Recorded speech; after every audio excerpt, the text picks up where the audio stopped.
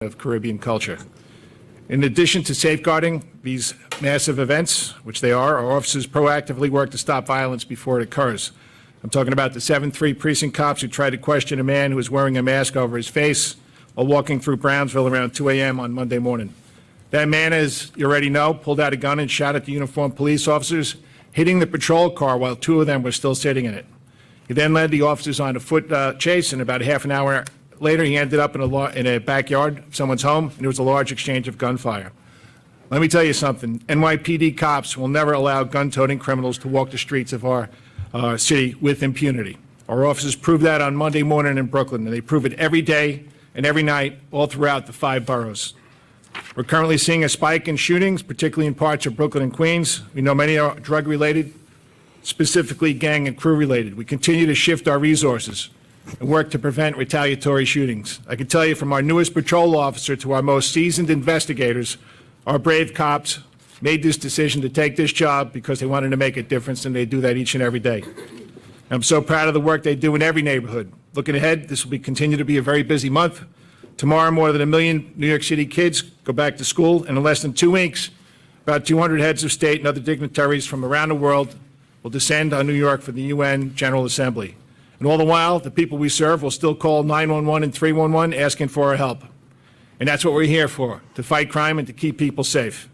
It's a huge responsibility, for sure, but no one handles the assortment of large, organized events and traditional crime fighting coupled with the constant threat of terrorism better than the NYPD. Absolutely no one. Mr. Mayor?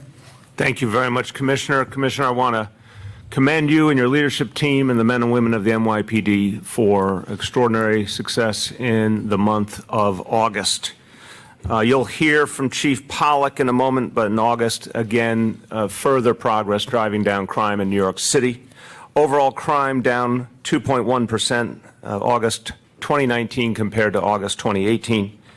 And the human impact, we always come back to this. What does that mean in real terms? Well, it's 188 fewer crimes, 188 fewer families afflicted by crime and living a better life because of the work of the men and women of the NYPD. This means people were kept safe. This means that the strategies that have been put in place continue to work, continue to grow, and continue to succeed. I want to thank all the leadership here up front here and in the room for their great work. I want to thank for his support in the work we do and for his leadership, the chair of the Committee on Public Safety in the City Council, Donovan Richards. Thank you. And I want people to reflect on the last days in this city. The commissioner talked about, Juvet talked about the Labor Day parade, the Caribbean parade, which for not just years, for decades, were too often marred by violence. Tremendous work went into changing that. And the last years in particular, the collaboration between NYPD and community leaders and elected officials to figure out a whole new approach to Juvet, that vision came to fruition in a way that is extraordinary, that we saw the entire Juvet event come off without a single act of violence. That's a sea change from just a few years ago, and again, credit to the new approach, the new strategies, the new thinking of the NYPD. And it's very much associated with the notion of neighborhood policing that Commissioner O'Neill was the architect of. The parade itself, there was one act of violence along the whole route, thank God, not a fatal act. But again, compare that to years past, you see tremendous change. The incident that the Commissioner described in Brooklyn, portraying very clearly the bravery of our officers. We've seen so many situations like this in recent weeks where our officers stepped up and continued to deepen their work with the community. The gang situations we face, we take very, very seriously. But we also know that one of the X factors in addressing these challenges has been the closer relationship between NYPD and community members. We saw that recently in Brownsville after a very prominent gang shooting, and there are tremendous fears about retaliation. Great work by the NYPD, by community leaders, by the Cure Violence Movement, the crisis management system. All of that came together in the days after, including where there were major community events. And I also want to credit the team from City Hall and the Community Affairs Unit. There was a proactive strategy to get out in the community and guard against retaliation, and it worked. Those stories don't get told often enough. I want to make sure we take stock of those kind of successes as well. So we've heard some rhetoric from a very few people in the last days, trying to take us backwards, trying to suggest that the men and women of the NYPD are not the professionals that they are. Let's be clear. This is a group of supreme professionals, hard-working men and women who care deeply about the people they serve and the pride they take in wearing the uniform. And they continue to do their job in an exemplary fashion. We're going to continue this work. We're going to deepen this work. And what we know is this strategy is working, and we want to take it farther and farther. And as we've said here before, we're going to continue to get safer. That's something that is being proven month after month in this city. With that, I want to turn to Chief Pollack. Good morning. Thank you. As the mayor said, overall crime during the month of August was at a record low, down by 2% over last year. We saw reductions in 4 of our 7 major crime categories and increases in murder, robbery, and auto theft.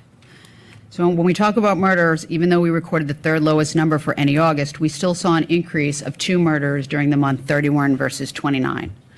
Of those 31 murders, 24 people, or 77%, died as a result of gun violence over last August, when there were 10, or 35%. At a minimum, 35% of our August murder incidents are gang-related, and we expect this percentage to increase as the investigations proceed.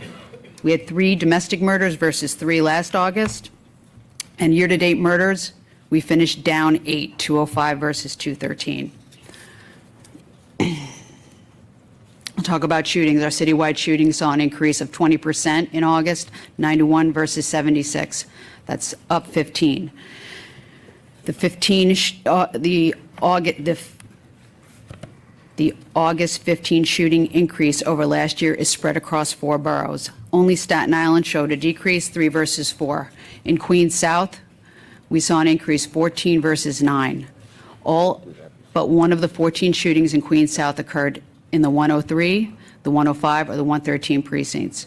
4 of the 9 shootings occurred in the 105 and the 113 and are directly connected to gang violence. Motives for the remaining 10 Queens South shootings are a combination of narcotics, gang, and 2 accidental shootings. Queens North, 6 versus 2. Brooklyn South, 11 versus 7. Manhattan South, 4 versus 1. The borough of the Bronx represented the biggest number of shootings. However, they had the same number of shootings as last year with 24, and the majority of those shootings this year involve narcotics or gang activity. Brooklyn North showed no shooting increase in August with 21 shootings being driven. The 21 shootings were being driven by the 7-3 and the 7-5, which account for over 70% of the borough shootings this August. Manhattan North was even with 8 shootings. Staten Island, like I said, was down 3 versus 4. Year-to-date shootings, we are up 38. And like we did in the 2-3 and the 2-5 early in this year to quell the violence, they were up 19 shootings this year in Manhattan North. We are refocusing our efforts, and you'll hear from Chief Harrison later, in the 4-2 and 4-6, where we see pockets of violence. In Queens South, like I mentioned before, the 103, the 113, the 105, and Brooklyn North in the 7-3 and 7-5. You know, it is our mission to keep all New Yorkers safe, and we do this through a combination of tactical crime analysis, deploying in real time to prevent further violence and remove guns from criminals. This month alone, citywide, New York City police officers have made 355 gun arrests, which is 20% more than last August. That is 60 more guns this August that New York City police officers have removed from the streets of this city to ensure the safety of all New Yorkers. Our precision gun strategy also includes domestic violence gun investigation referrals to our field intelligence officers. Those gun investigations typically start with an officer responding to a 911 call, which can then result in information passed on to the domestic violence officers who work with our field intelligence officers to remove guns from households where there have been reports of domestic violence. Our field intelligence officers have removed 111 guns from households where there are reports of domestic violence this year. Domestic shootings are down 33% this year, 14 versus 21, with only 1 domestic shooting fatality versus the 15 that we had last year. This month, we've added a line to our CompStat sheet, which includes the UCR rape number. The rape number we have been speaking about in this forum is down 7.7%, 155 versus 168, and you have the rape breakdown in the printed crime brief. The UCR rape number is also down 227 versus 230. Excuse me, yes. Robbery is up 70 crimes, or 6.1%. Felony assault down almost 2%. Burglary is down 90 crimes, or 8.2%, for an all-time low August. Grand larceny is down 4.2%, or 167 reports. And we did finish with grand larceny auto up 6.8% for the month of August. Thank you. All right, any questions about the August crime stats? Let me just do the Spanish real quick. My apology. I missed my Spanish pages real quick. Gracias al Departamento de la Policía, el nivel de crimen en la ciudad continuó cayendo. Nuestros policías toman el deber de protegernos muy seriamente. A pesar de la retórica, los policías están mostrando que continuarán haciendo todo lo que pueden para mantener a todos los neoyorquinos seguros. Thank you. Okay, any questions about the August crime stats? Ashley? This question is for Chief Pollack. You talked about the domestic violence gun referral program. I'm wondering if you could repeat the number of guns you said were removed, I think this month or this year. Can you talk about how this program affects the domestic violence incidents, at least in your view? I'm sorry, I didn't catch the tail end of the question. In your view. I think that we have to be very careful about how we handle these cases. We might get an inkling, we might have a domestic violence survivor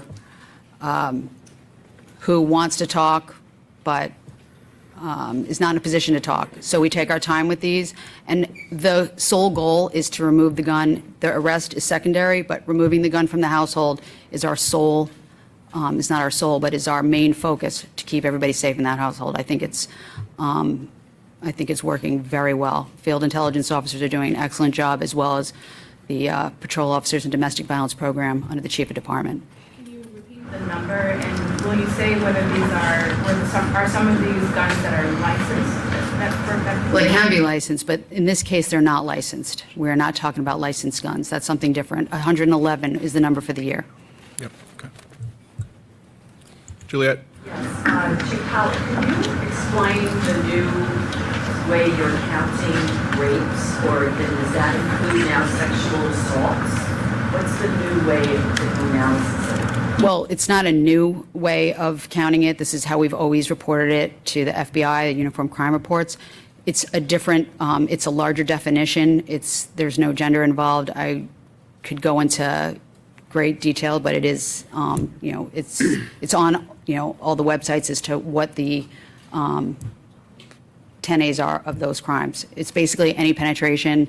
Like I said, you could look it up on the internet. Does that include sexual assault now as well? Well, sexual assault is a very broad category.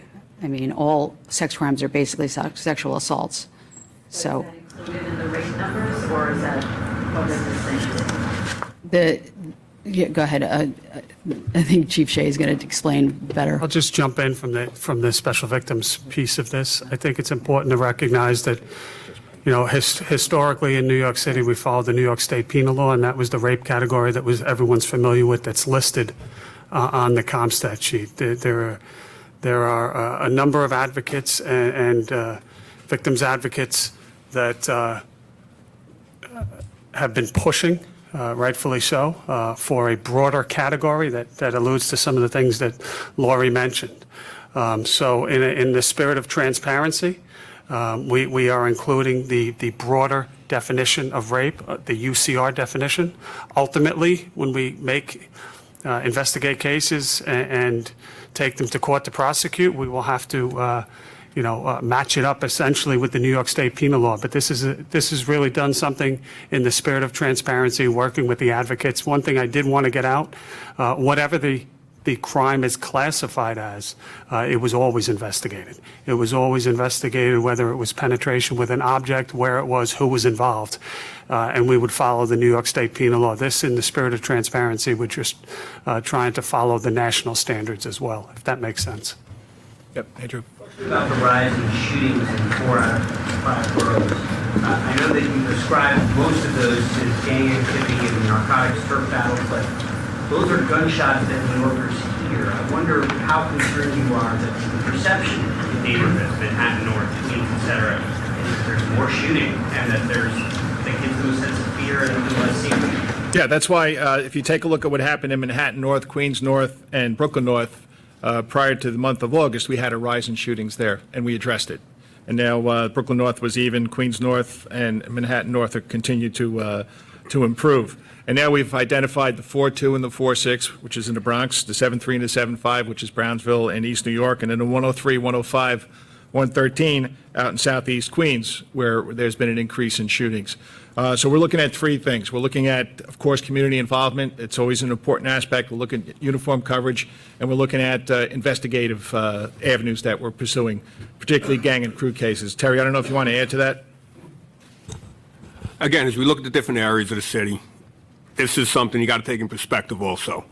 Whenever there's violence, whenever there's a shooting, we're going to move resources there. We're going to move our investigative resources there. There is an increase, and it's a serious increase. You know, 36, I believe it is, at this point of the year.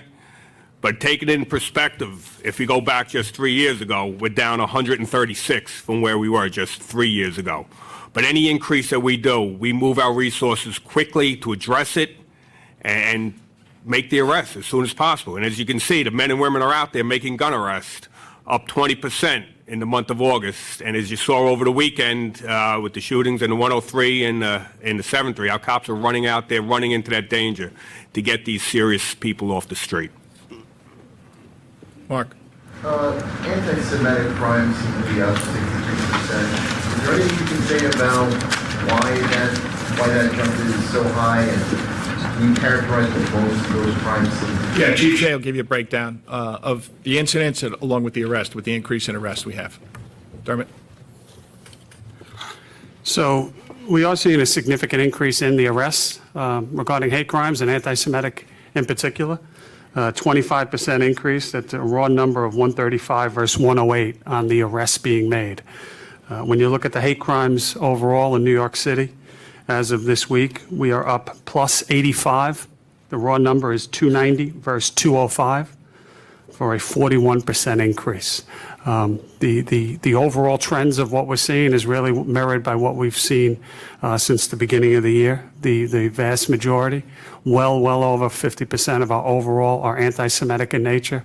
When you look at the precincts where we're seeing the most spread throughout the city, the Upper East Side and the 19th precinct is number 1, followed by the 9-4 in Brooklyn North, the 6-1 in Brooklyn South, and then the 1st Precinct, Midtown South, and the 7-1 back to Brooklyn all have recorded 9 on the anti-Semitic in nature. Again, what's causing it? You know, it's probably a little bit of everything. It's certainly something that we take serious. We have very seasoned investigators assigned to our hate crimes task force. We work well with a variety of partners on the outreach side as well as the investigative side. Is this the kind of situation where the same person is doing multiple crimes? We have seen that for sure. A number of cases that I've highlighted, we've seen some mental illness. We've seen some people that are just that hate.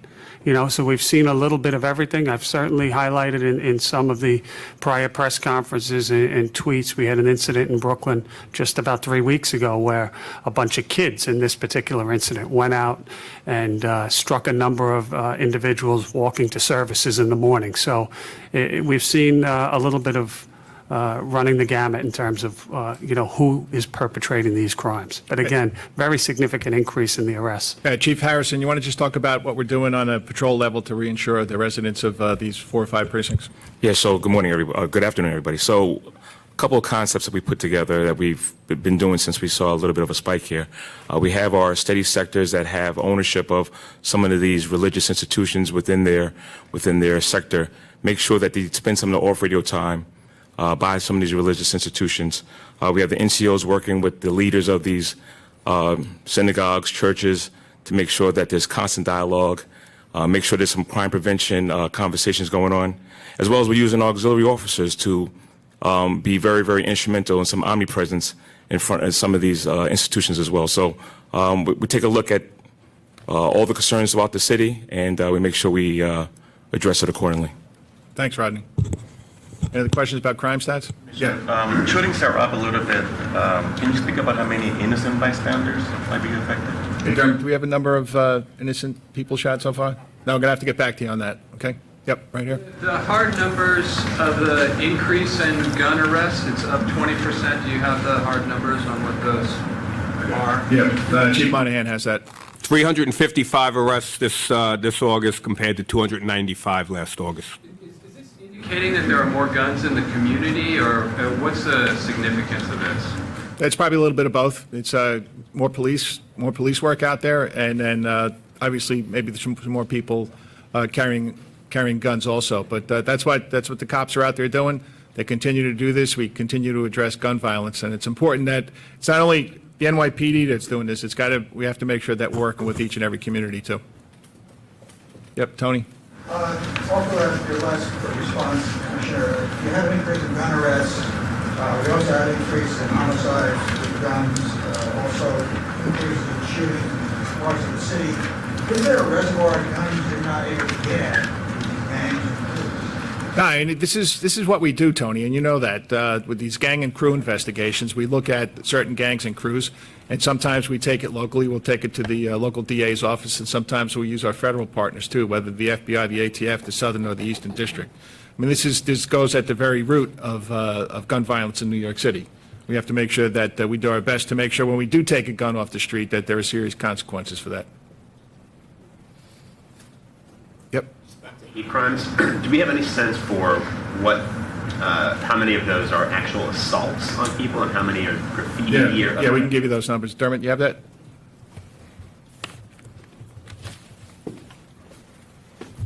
I think it's probably easier if I just get back to you because you can slice and dice these numbers, but I can tell you in the broad picture, the vast majority do not involve personal action in assault. It's vandalism. The number one year over year is damage, criminal mischief, or swastikas, something of that nature. Tom. Regarding the uptick in shootings in Queens, particularly 103 and the 105, are you guys like focusing on one specific gang, or like is this gangs fighting other gangs, or how would you? Yeah, most of it is gang or crew-related violence, and we're working with the violence interrupters out there also, which they play an important part of this. They're very familiar with the people that we're dealing with too, and we have a good partnership out there. Yep. All right. Any other? Right there. Shootings up, you said that we reduced witnesses coming forward, here, possibly here in the future. You said when you're doing tackling people, and this is, I'm not going to go into specific cases of people that have helped us, but this is how we continue to reduce violence. We work with communities. We have that outreach before the shooting occurs. We continue to build trust, and then we work with the DA's officers to make sure when the people do come forward that they are protected. And I'm not going to go into how we do that. And any police off topic? Commissioner, can you talk about, have you spoken with the new hate crimes?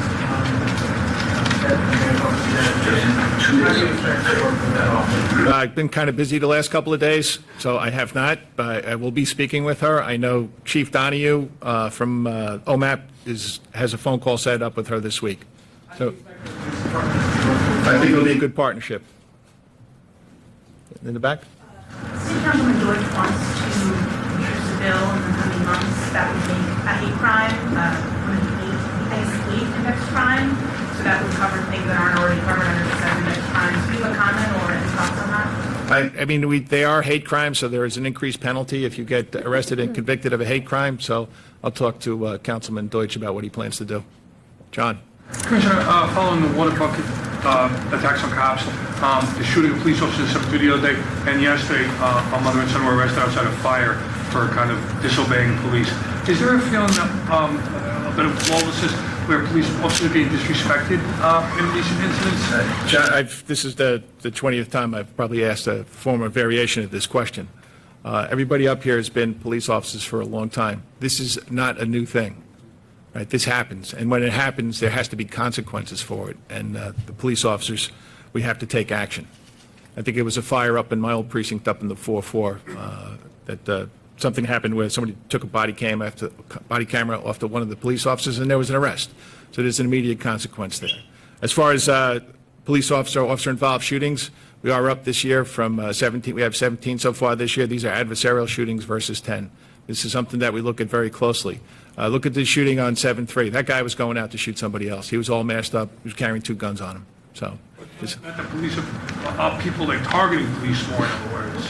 Does it feel like the public's targeting police? again, I'll state this clearly. We are here to protect victims. We are not victims. And if somebody wants to attack a police officer, there's going to be consequences for that. Yes. Commissioner, the no confidence vote last week by the PBA, it's the first time in 20 years that they did something like this, and it's the first time since Pavlich became president. Did it surprise you that he would have taken that sort of stand, given the fact that your decision involved a cop who had violated an NYPD ban on chokeholds, and that somebody had died partly as a result of it? Yeah, so this is something Pat feels he needs to do for his membership. And I'll say it again, I disagree with him very strongly, and I have all the confidence in the world in the men and women of the New York City Police Department that they will continue to drive down crime and keep the people of the city safe. Marcia? Commissioner, this is the first time that you and the mayor have been together since you decided to fire Officer Cantileo. Mr. Mayor, I'm wondering why, if you could tell us why you thought that Officer Cantileo needed to be fired as opposed to leaving the department with some of his retirement benefits. And Marcia, I was very clear throughout the whole process. I had faith that the NYPD trial process would be fair and impartial. We saw that play out, and the commissioner made the ultimate decision, as is the requirement of state law. So I spoke throughout this process about the need for a justice system that actually functioned, where there was a public trial and a fair and impartial process. That's what we got here. So you didn't weigh in? No, that's the whole point, is I wanted to see this process play out appropriately, and it did. Yep. On the, a couple things on the Brownsville masked shooter, am I right that hasn't, that perp has not been identified? No, we continue to work on that case. We are making progress. Yep. And on the suicide, the retired sergeant, I believe he was on Staten Island, can you just talk about that? Does that seem to fit a pattern that we've seen with other suicides? Anything additional? That's it. He retired in 2012, and with any suicide active or retired, we'll take a look at that and see what the circumstances were. I don't have an answer for you right now. Yep. Regarding police officer suicides, is there any relationship to suicides and officers who are under investigation themselves for criminal activities? So far this year, we've looked at each and every one of them. I don't see a connection there. Yep. Yes. The fact that most of these hate crimes are reported by Jews, is it possible that there's a lot of unreported hate crimes in other groups who may feel more vulnerable, whether it's sexual orientation or immigrant status or a different ethnicity? Or do you think that there really is a hardcore trend of hostility and anti-Semitism that's driving more of these crimes against Jews? So I can't sit here and speculate about how many crimes are unreported, but I'm sure there are crimes out there that are not reported. But that's what we have to do as a police department. We have to build trust with each and every community, whether it's the Jewish community, the Muslim community, Hispanic community. This is what we have to do. And that's when people feel that they can trust the police, they'll come forward and report these hate crimes, and to make sure that we can fully investigate them and make an arrest and make sure there's consequence for that action. So I can't say either way here. Okay. Anybody else? Yep. Yep. Hold on one second. Tony? We resist the whole business we talk about the centimeter project. You've been studying this, you've been dicing and slicing this. Is there any kind of resolution or assessment on your part whether this thing really works to any degree, or utilizing this information? Yeah, I think it does. I know it works. I've seen the science behind it. I'm not a mathematician or a research specialist, but the people that have created it are. I do have confidence. We're still trying to nail down on how the local precinct, PSA, or transit district commander can utilize that information to help improve and build trust throughout the city. So, Tony, you're going to have to keep asking that question, all right? For the moment, the local community is not using it. They're getting the information, but we just have to make sure that they understand how that information comes about and how they can use it to make the residents of their precinct, PSA district, even safer. Yep. You mentioned before about one of the purposes of the NYPD and your office is to keep people safe. And on a lighter note, I don't know if you're aware that there are about 100 bricks, red bricks, leading to this building that are loose. And the police officer downstairs reported to me that there have been a number of accidents where people have fallen and tripped, I being one of them today. Is there anything being planned to repair the bricks out front? So now that you told the police commissioner, there will be a definite plan to fix those bricks. Has not been brought to my attention yet, but thank you. One more thing for me to think about. Thank you. Yep. Just to follow up, Mr. Mayor, on this question, relative to the Pantaleo case, you declined giving your opinion because you didn't want to influence or interfere with the process in any way. I'm just curious, now that the commissioner has taken action, why are you still declining to provide your opinion now that you're no longer interested? Again, I've said I think it was a fair and impartial process, and that's what is the definition of justice, and justice was served. That's all I have to say. Right, but to the question of whether you agree with the commissioner's action, Again, I feel very comfortable with what I've said. Right, but why are you declining to answer that? I feel very comfortable with what I've said. Yep. To clarify on that point, though, was there an offer made to have Officer Pantaleo resign and keep some of his pension benefits? But there was we discussed possible outcomes, but no official offer was made. Yep, front row. So decrease in summonses and arrests, those in following options. What happened since then? Okay, so there's a couple things that we're monitoring here. We're looking at sick time, we're looking at response time, we're looking at radio backlogs. We are looking at enforcement activity, felony enforcement activity. If you look at, you're going to have to follow me here for a second. We looked at the average daily felony arrest activity for year to date, and it's down about 11% post August 19th. Misdemeanor arrests are down about 17%. Moving violations are down about 32%. So there is accountability here, and there is leadership issues here. We have to make sure that the precinct, PSA, and transit district commanders are paying attention to this, and they are paying attention to this every day. It's not something that we're looking at every week or every 2 weeks. Police officers have a responsibility to keep people safe. They need to do their jobs, and that's why we have the leadership in place that's out there in the field right now. And the borough commanders are playing a big part in this, too. So we're looking at it each and every day. So if arrests continue to go down, what action do you take to make sure? I'm not going to get into that. There are certain things that we can do, but keep in mind, through all this, in the month of August, crime is down. Okay? That's one thing you have to keep in mind. Mark? Have you met with union leaders in response to this possible slowdown? I know that happened a couple of years ago. Yeah. I haven't met with Patty since the decision. No, I have not. No, I have not. Yep. Second round. Even the Brownsville mass shooting that occurred at the block party, is there no arrest? Yeah, so I just answered that question over here to Bobby. We are still working on that case. I don't want to go into too much detail, but there's a tremendous amount of work being done on that case. Yeah.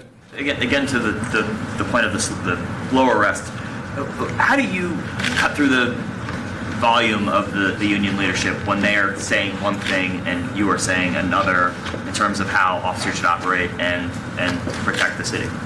So again, this is a department that has been very efficient in bringing down crime, specifically over the last 5 years. Take a look at where we are. And that's our responsibility at the executive level, is to ensure that we continue to do that. And part of how we do that, and through all that, summonses and arrests have been going down systematically since 2014. and we're focusing our resources on the people involved in violence and crime. We also have to be responsive to quality of life complaints, too. So this is, my message is that cops take this job to make a difference and to keep people safe, and they do a great job of that. Patty's message, sometimes I'm not really sure I'm understanding it. Is he saying that we're not doing a good job? He needs to take a look at the facts then. Andrew. Not to belabor this, but your interpretation of the numbers on summonses and arrests since August 19th is that there's been some kind of slowdown. There's a reduction in the numbers. Yes, there are. I stated that fairly clearly. Slowdown or? Again, on a case by, we have to look at each precinct, we have to look at each PSA in each district and see what everybody's doing. Yeah, and I got to come back to crime is down, gun arrests up.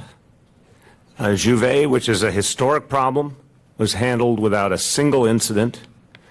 So our officers are keeping people safe, and they're acting like professionals. And if there's some sporadic issues, they'll be dealt with.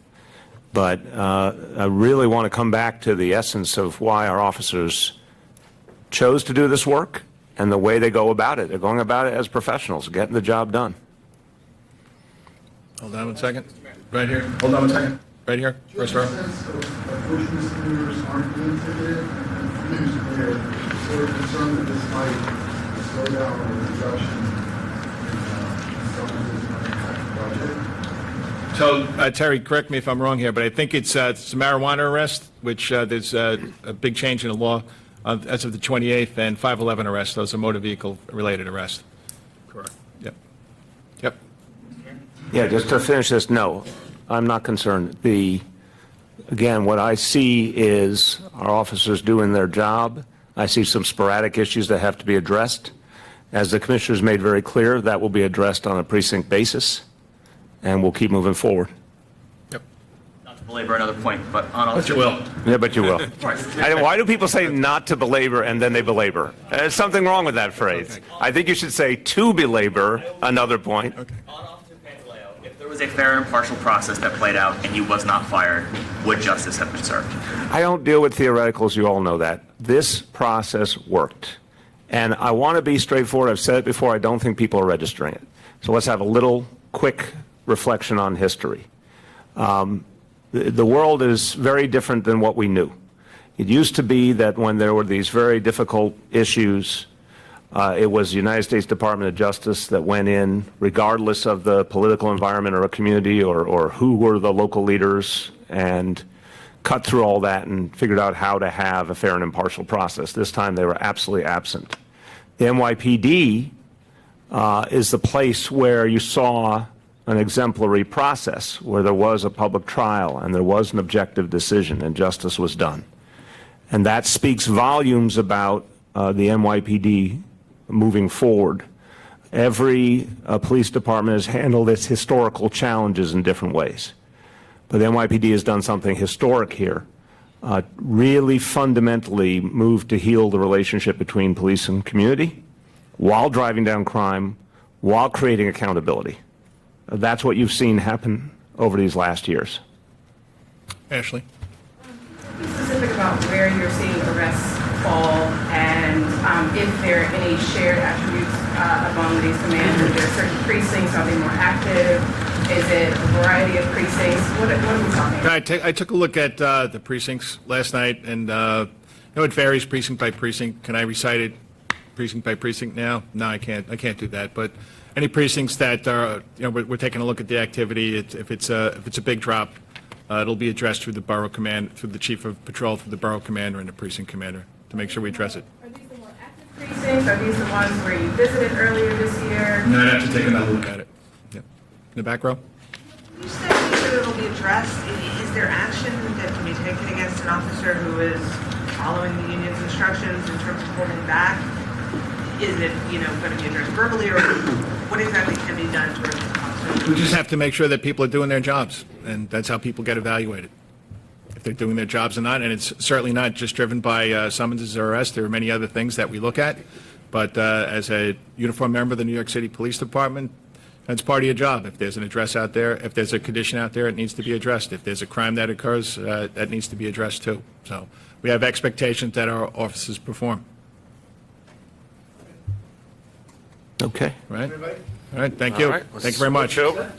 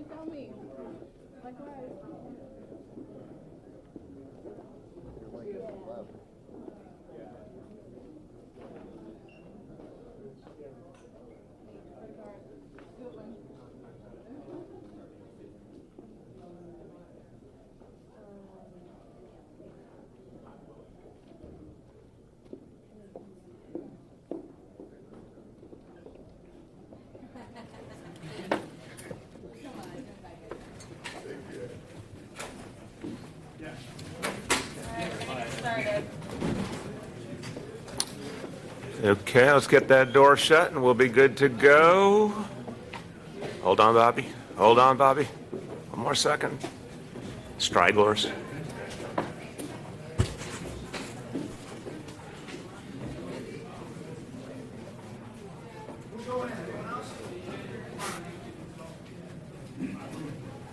All right, go ahead, Bobby. I wanted to ask you about a story that we had on New York One about NYPD elevator breakdowns. I don't know if you saw this, but there was a disabled resident who'd been essentially trapped in her apartment for months because the elevator hadn't been repaired.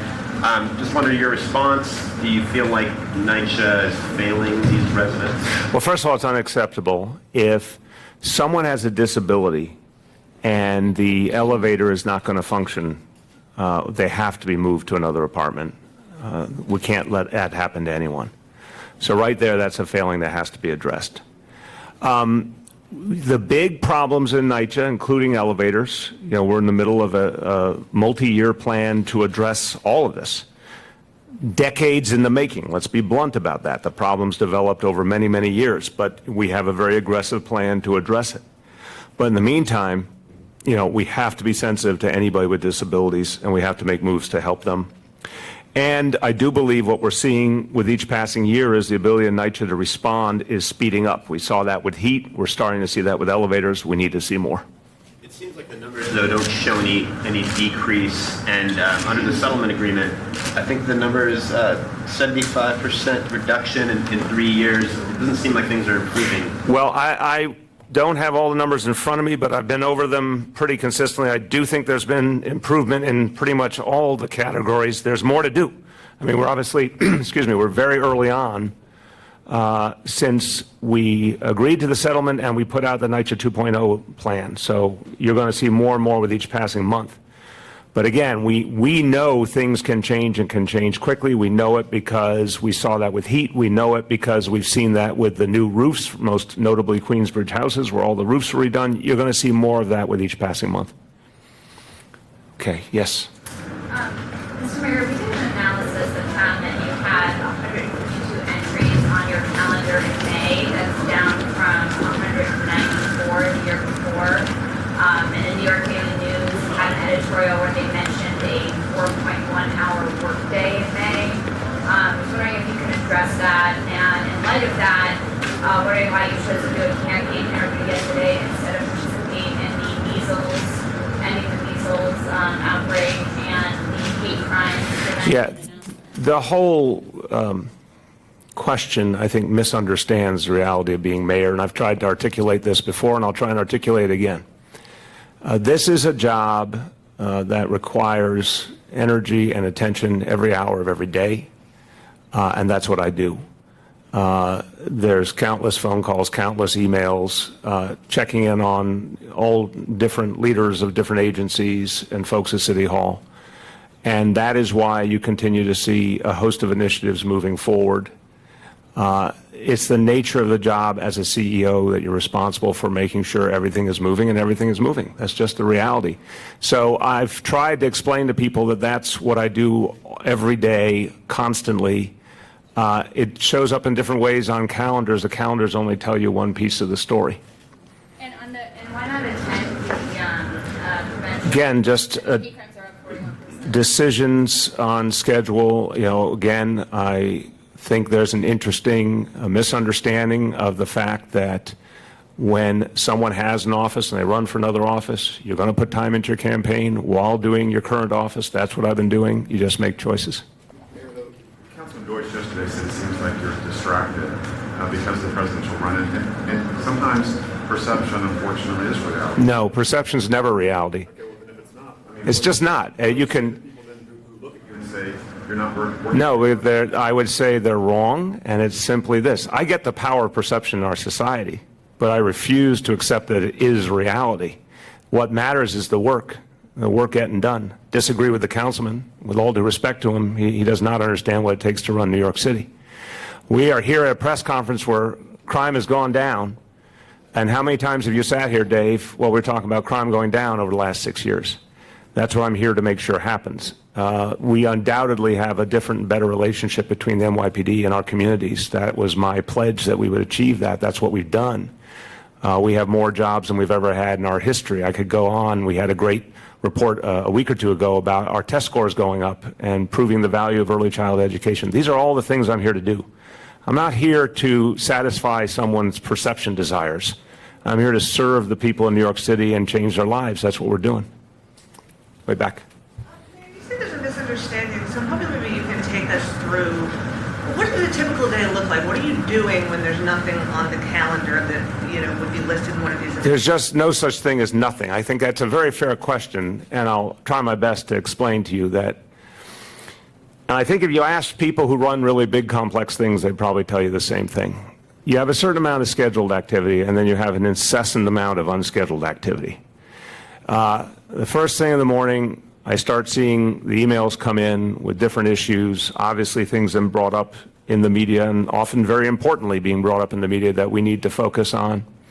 And it begins a day-long dialogue, and it goes till late at night. So typically you're talking about something like 6 in the morning till 10 or 11 at night, and it doesn't matter where I am, and it's interwoven with everything. It just is nonstop. I'm looking at my BlackBerry all the time, and I'm on the phone all the time in response to what I'm seeing, the questions I'm asking people, the reports they're giving me, the follow-up on any number of issues. The schedule indicates when there's a formal meeting or call, it misses a huge percentage of everything that anyone in charge has to deal with. It's just incessant. There's no way, everyone here works hard. Everyone in this room works hard, I know. I wish I could put it into human terms for you what it's like that it is literally all the time. It never, ever, ever goes away. And that's the job that you choose to take when you're mayor. But it is being responsible for all of it all the time. And so, there was a very important example this morning. One of the papers had an article about, this house with a lot of trash in the front yard. So I immediately contacted a group of commissioners and I said, what are we doing about this? And it started a back and forth with people. And I said, we need to figure out if there are legal concerns or we need the health department involved, figure out how to get it done.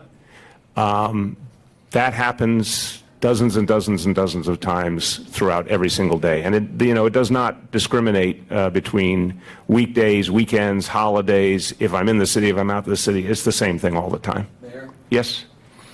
School's open tomorrow. Yes. City? Big day. Very big day. You're going to be visiting schools? Yes, indeed. You usually do? Always. You have two very bright children of your own as a parent. Thank you. And there's a big controversy. I concur. As does the First Lady.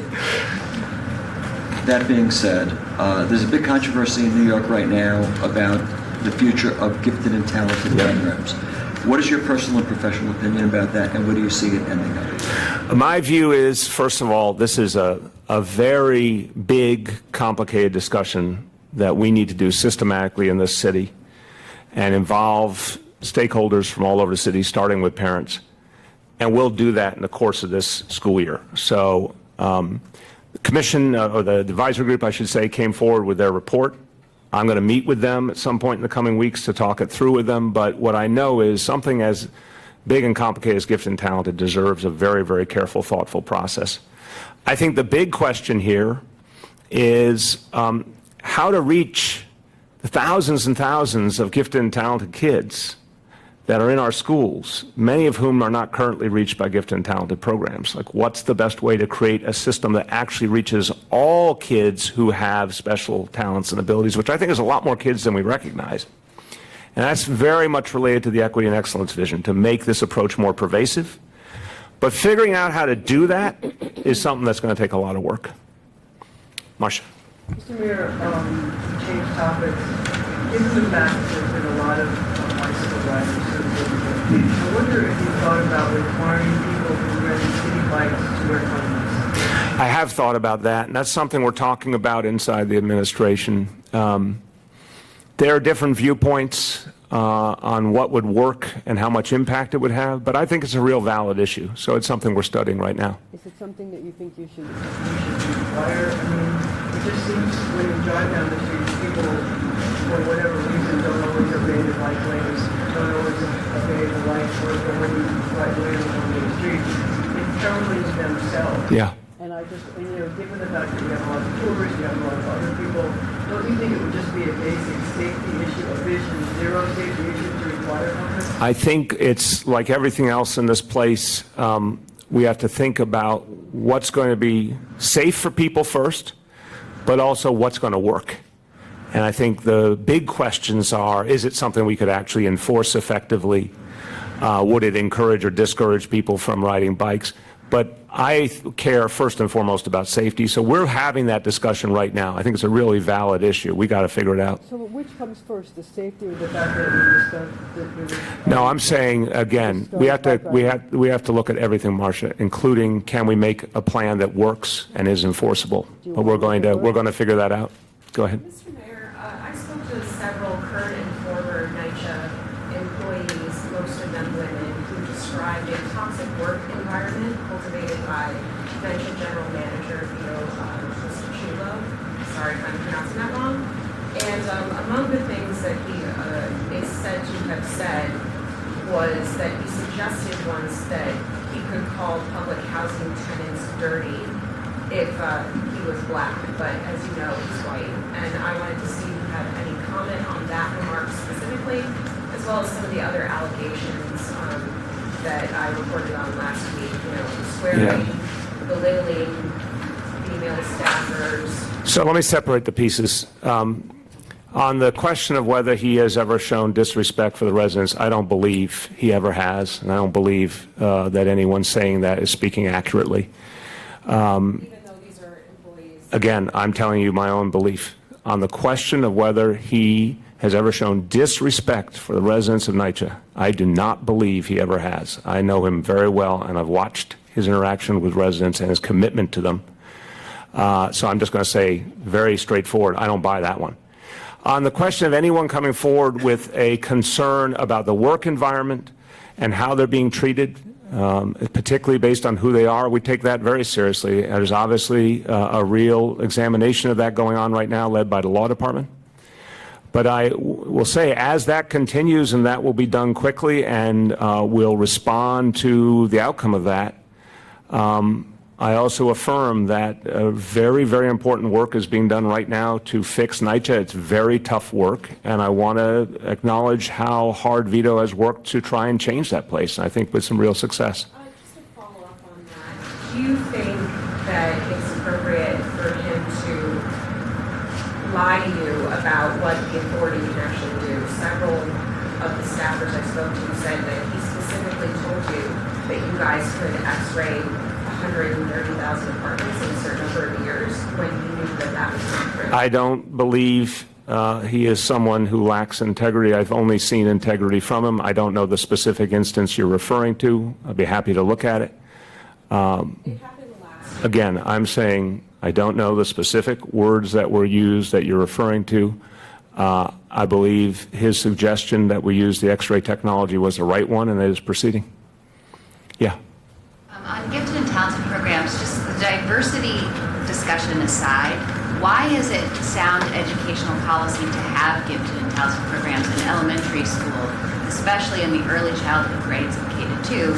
Because many people will say that it's not developmentally appropriate to track kids that young, and that the test at such a young age doesn't capture anything about a kid's learning needs. I think that's a real fair concern, and that's part of why we need to have a comprehensive process over the course of this school year. And when I say stakeholders, we're going, of course, as I said, starting with parents, but we're going to be talking to educators, we're going to be talking to experts in early child education and gifted and talented education. A lot of people in New York City care deeply to make sure that their kids, if they have special abilities, can really get the kind of education they need. That's only normal, human, what every parent cares about, to get the very best for their child. And at the same time, we have to ask the question, are we reaching all the kids we should be reaching? Are we reaching them the right way? Is there a different approach that could do it even better? That's all that we want to look at. But that includes the question of, when is it even appropriate to make that assessment? I think that's a very real issue. Yeah. Next week is the Democratic debates. Do you have any plans of going to watch it? Oh, sure, I'll watch it. Yeah. Mr. Mayor, can you have a solution that we have the genes issue for us at your term? And secondly, in terms of your schedule, are there certain instances where it's just you actually to be there to be physically present to deal with certain? Sure. So on the first point, we're going to take the school year to go through that process, which to me means that we'd be able to know, towards the end of the school year or that summer how we want to proceed. So certainly we would be in a position to take some actions while still here. On the second point, yes, obviously, there are some meetings that can only be held effectively in person. There are some situations where the only way you can fully understand how to address it is by seeing it yourself. We had the heat wave. It's an example of something where we had a number of meetings, we had a number of press conferences, and then on the days of it, I was out in communities. But there's all sorts of other things, to square the question, there's all sorts of other things that, again, every leader in 2019 deals with things by conference call or whatever else it is, if it's not the kind of thing that you have to do in person. Way back. There isn't currently remote worker policy for municipal workers, about 300,000 workers in the city. Given your successes, kind of working remotely and working wherever you are, is that something you look into to grant the same opportunity for city workers across the city to kind of work from home on a day or two? Or well, the role of mayor is unlike any other role. Let's be very honest. This is 24/7 and responsibility for all agencies simultaneously. And I wish I, again, could put into words better for you all. I'll try over the months ahead, but when you're responsible for all of it, it's just different than anybody else's experience. And but that said, I don't know what DCAS has thought about how to handle things going forward. I think it's a fair issue for them to assess if they haven't already. It's something we have to account for in the modern world, but obviously with a scale operation this big, it has to be done very, very carefully. Yeah. There were some flyers and emails circulated in the Orthodox community stating that encouraging people to give you campaign contributions and stating that they would get a vacate order lifted on the synagogue if that were to happen. There were also some allegations that these were forged, so it's a little confusing, but are you aware of of these communications, and have you had any conversations about the status of this? No, I was not aware of the issue to begin with, let alone the allegations of who did what flyer until I read the articles in the papers. And if someone did forge that, that's thoroughly disgusting and unacceptable. No, none of that ever came to my attention, and I would never make a decision on anything but the merits anyway. Yeah. The last 5 years of Mike Bloomberg's mayoralty, gifted and talented programs were cut in Black and Latino neighborhoods from 60 back to 10. They claimed there weren't enough students who were qualified. would seem like the advisory board that basically was picked by you is recommending something similar and going perhaps beyond that in terms of eliminating gifted and talented. Do you really see that as a viable possibility?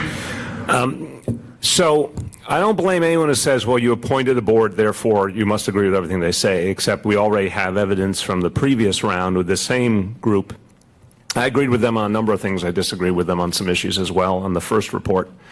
This is a much more expansive report and one where I'm reserving my judgment entirely until I've met with my team in real detail about it and met with the advisory group, and we've gone through a real stakeholder process. Again, we heard, to your point, we've heard a lot of concern in communities of color that they wanted more gifted and talented programs, and in fact, we've accommodated that. We've tried to respect that. But it doesn't answer the bigger question of where we need to go in the future. And what's the way to reach all the kids who really need that kind of support, and what's the way to do it fairly and equally? So I think what the report's really doing from my point of view is it's begging some bigger questions that now need very, very smart, careful consideration. That's what we're going to do. Rich. Mr. Mayor, how difficult is it to run for president and be mayor at the same time? Oh, it's definitely difficult. It's, either one is difficult. Doing them both together is very difficult. But I think the truth is the difference between year 1 or year 2 or year 3 versus year 6. By year 6, thank God, a lot of learning has happened, certainly in my case. Some things you learn through, trial by fire. But very, very different reality to have done it, for 5.5 years previous. But yeah, each one, to say the least, is a huge amount of work. Has being mayor affected your national campaign in some way? Oh, of course. I mean, if there were many, many times where there was things, of course, I had to do here that if I was like so many other candidates, those who don't have a day job or do have a different kind of day job, they're out campaigning all the time. But I understood that going in, that, I'm a believer, and I've said it, and I really believe it, that the irony is our current political system basically encourages folks to run for president who don't have a substantial executive job at that moment. I mean, that's kind of what things have done. That's the way things have evolved. That, there's a period of time where it seemed the governors were sort of the ascendant group in campaigns for president. And I certainly think, and I have the bias of a chief executive, there's a lot to be said for choosing a chief executive to become the highest chief executive in the land, and just understanding the difficulty and the complexity of this job and the presidency is many times over. It's really hard to think about how someone who's never been a chief executive can just take on that role and make sense of it. But I think the reality, the demands of schedule and the way that campaigns are starting earlier and earlier is really making it much easier for someone who is not a chief executive with a current job to run.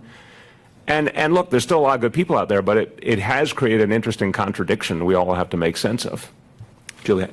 Yeah, so have you given yourself a deadline as to when you will decide I'm not doing this anymore? Well, from my point of view, I don't think the debates are the end-all be-all, and I've said that, and I think the polling really bears it out. The debates have actually, in the end, had relatively little impact on the polling, but they are kind of the main street of the dialogue. So obviously, I wanted to get into the September debates. That wasn't possible. I think the logical thing to say is, I'm going to go and try and get into the October debates, and if I can, I think that's a good reason to keep going forward, and if I can't, I think it's really tough to conceive of continuing. So that's the way I'm looking at it right now. No, that's that deadline is October 1st. I was just going to follow up by asking, when Senator Gillibrand dropped out, do you have a human reaction like, all right, we could be in the ninth inning here for myself and for other candidates as well? How close did that move your decision? No, I think again, I don't want to overrate the debates. But I will, I'm a human being. I have eyes to see. It's like they have been one of the most obvious measures. And so, of course, it was disappointing not to get into September, but, I fully gathered that October was the same standards, but with a month more to achieve them.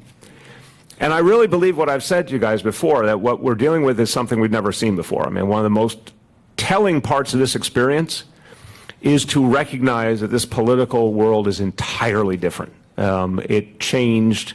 It's been changing for years, including my own election in 2013, which was clearly breaking some of the mold. But 2016, the world changed in the way that we're just beginning to make sense of, in my opinion. And campaigning is entirely different. The structures are entirely different. Even things like, we didn't used to qualify for debates according to how many grassroots donors you have. This is literally the first time in history that's been the case. So everything is different. So for me, you know, working hard to build something up, and I'm proud of what I was able to get done in the first two debates, but not making September, of course that's disappointing. And so my view was there's still one good chance to do that. I'm going to see what I can do there and see if I can break through. But I do note that things move literally in a matter of days. I mean, we are seeing developments we can't even imagine, and then they amplify in a way they never used to. You've been around a while. I mean, I think we used to see things sort of take more time to consolidate. I said it the other day, and I mean it, people go from unheard of to totally famous in 72 hours in America now. So a candidate like me who's not that well known yet, you know, ask me in 72 hours, right? Something might change. And so that's what I want to keep playing out. I feel really good that I had a number of important media opportunities that I thought went very well, and I think there's more to come. Yeah. It will be 19 years for 9/11. Yeah. What plans will New York City have to memorialize it and have us all remember? Every year, this city, with its whole heart, remembers that day and remembers the people we lost. And it's something that people should recognize is a mark of who New Yorkers are, that we don't forget. And we honor the people we lost. We still stand by their families and support them. And we have a never again mentality that we're never going to let terrorists be able to attack us again. And you've seen, even in recent days, the work of the NYPD, the work of the Joint Terrorism Task Force, making sure we're safe. We learned a very painful lesson, but you know, we have never forgotten that that work has to happen every single day and will for a long time. Will there be official events? Oh, of course, the memorial on that morning, and there'll be others as well in other parts of the city as well. Marcia? Sir, I wonder if you think you're giving fair value to people who pay your salary and if you might quell some of the criticism if you would say that your salary would be prorated based on how many days you spend. No, Marcia, I'm sorry. The work that I have responsibility for continues nonstop. We're getting things done for people. It's more than ironic that you asked that question at a press conference where once again crime has gone down. My job is to keep people safe. My job is to keep improving our schools. My job is to keep building our economy. That's happening every single day. Blasio? Yep, you too. Oh, wait, I'll give you Juliet and Jeff. Go ahead. Just a ballpark, how much time do you spend on presidential campaigns? What percentage of your time? I can't give you percentages. It's a lot of time on everything. It's just nonstop work. Dr. Blasio announced she was stepping down a couple months ago. What's the status of that search, and are there any factors that are kind of delaying that? No, it's a nationwide search, as it would be for any of the big jobs. Typically, these things take at least several months. When we brought her on board, it was after a period of several months, and I kept saying to people, keep looking for that ideal candidate, and I'm really glad we did. She did an outstanding job, so when we find the person, we'll get them. Bicycle issue. Yes. Considering safety, have you given thought to requiring licenses and registration for bicyclists, given that they share the road with other motor vehicles that have the same? I have not, but I think it's also a valid discussion. Look, I think the reality is that we are a more crowded city than we've ever been. And we're still all making sense of this together. We've got more people, literally more people than we've ever had, more jobs than we've ever had, more tourists than we ever had, and a huge amount of construction to go with that. So we're all sharing, you know, there's more and more people sharing, in effect, less and less space. And we have to think about all the things we need to do in response to that. Now, I'm someone who believes that more and more people riding bikes has been a good thing for this city in terms of reducing the number of cars on the road, taking pressure off of other forms of mass transit. It's better for the environment. It's good for people's health. A lot of people want to do it. But we have to make sense of the safety realities, and that's what Vision Zero is all about. And that includes, first and foremost, it's about enforcement on the motor vehicles where we still have the central problem. We are going to keep expanding enforcement on bicycles as well, because we still have a lot of bike riders who have to remember they have to follow the rules. But in terms of other things we should do, we don't have a final plan for that now, but I think all of these proposals are fair and we should look at them. Last call. You said many times you think things can change very quickly, but just at this point, maybe the polls and not making the debates, do you still think you can win the Democratic nomination, or are you just running to address some of the issues and then run for it? I first of all, I always say I don't run for anything if I don't think there's a chance of winning. And I think because we're in the most unpredictable environment we've ever been in, anything's possible. I think if you were playing by the rules of, a couple of cycles ago, I think a lot of us might not even have run to begin with. But in this environment, things are changing constantly. In fact, if you look at the polling, the front-runner dynamics have changed where we thought there was a pure front-runner, there really isn't anymore. So no, I think anything is still possible. I also have some important issues I want to address, and I'm going to keep doing that. It's literally, as we're seeing, a single moment. And sometimes it's planned and sometimes it's unplanned, can change the way people think about you. We're seeing that constantly. And my job is to keep getting my message out. Again, I'm very pleased with a number of opportunities I've had the last few weeks, major venues, to get my message out. I'm going to keep doing more of that. And seeing if there's a way to get into that next debate. That's as simple as that. Thanks, everyone.